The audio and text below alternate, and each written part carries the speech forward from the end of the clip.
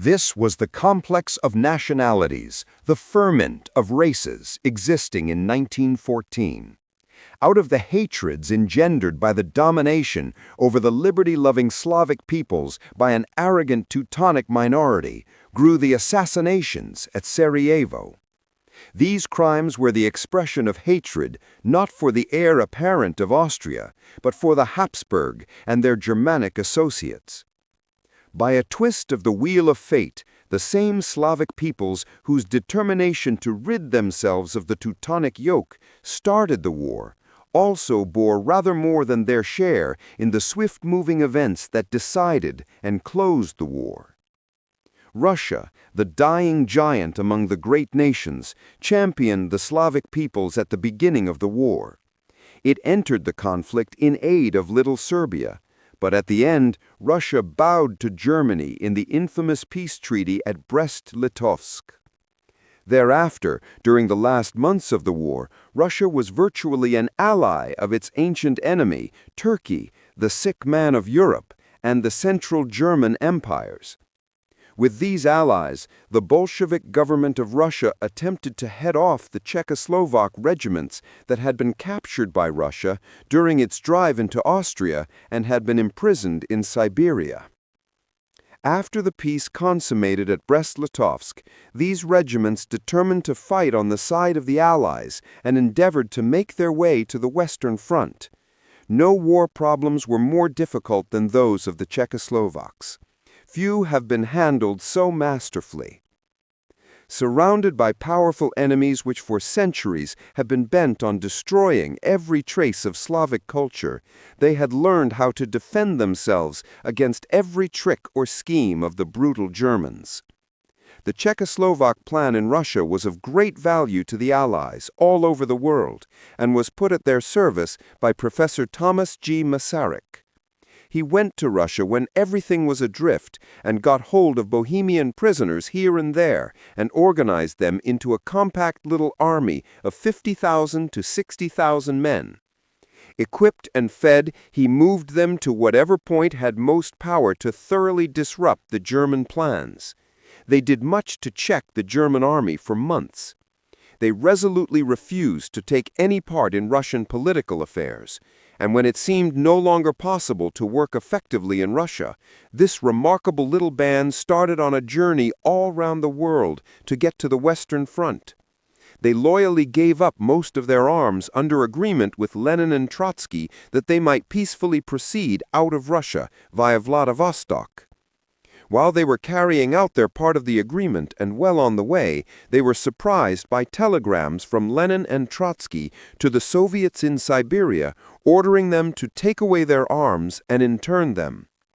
The story of what occurred then was told by two American engineers, Emerson and Hawkins, who, on the way to Ambassador Francis and not being able to reach Vologda, joined a band of 4,000 or 5,000. The engineers were with them 3 months while they were making it safe along the lines of the railroad for the rest of the Czechoslovaks to get out, and, incidentally, for Siberians to resume peaceful occupations. Distress in Russia would have been much more intense had it not been for the loyalty of the railway men in sticking to their tasks. Some American engineers at Irkutsk, on a peaceful journey out of Russia, on the descending from the cars were met with a demand to surrender and shots from machine guns. Some, fortunately, had kept hand grenades, and with these and a few rifles went straight at the machine guns. Although outnumbered, the attackers took the guns and soon afterward took the town. The Czechoslovaks, in the beginning almost unarmed, went against great odds and won for themselves the right to be considered a nation. Seeing the treachery of Lenin and Trotsky, they went back toward the west and made things secure for their men left behind. They took town after town with the arms they first took away from the Bolsheviki and Germans, but in every town they immediately set up a government with all the elements of normal life. They established police and sanitary systems, opened hospitals, and had roads repaired, leaving a handful of men in the midst of enemies to carry on the plans of their leaders. American engineers speaking of the cleanliness of the Czechoslovak army said that they lived like Spartans. The whole story is a remarkable evidence of the struggle of these little people for self-government. The emergence of the Czechoslovak nation has been one of the most remarkable and noteworthy features of the war. Out of the confusion of the situation, with the possibility of the resurrection of oppressed peoples, something of the dignity of old Bohemia was comprehended, and it was recognized that the Czechs were to be rescued from Austria and the Slovaks from Hungary, and united in one country with entire independence.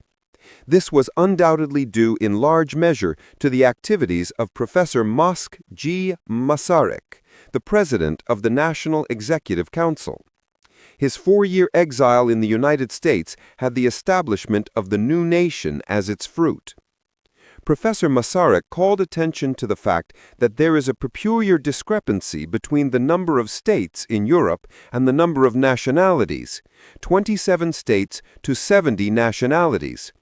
He explained also that almost all the states are mixed from the nationality. From the west of Europe to the east, this is found to be true, and the farther east one goes, the more mixed do the states become. Austria is the most mixed of all the states.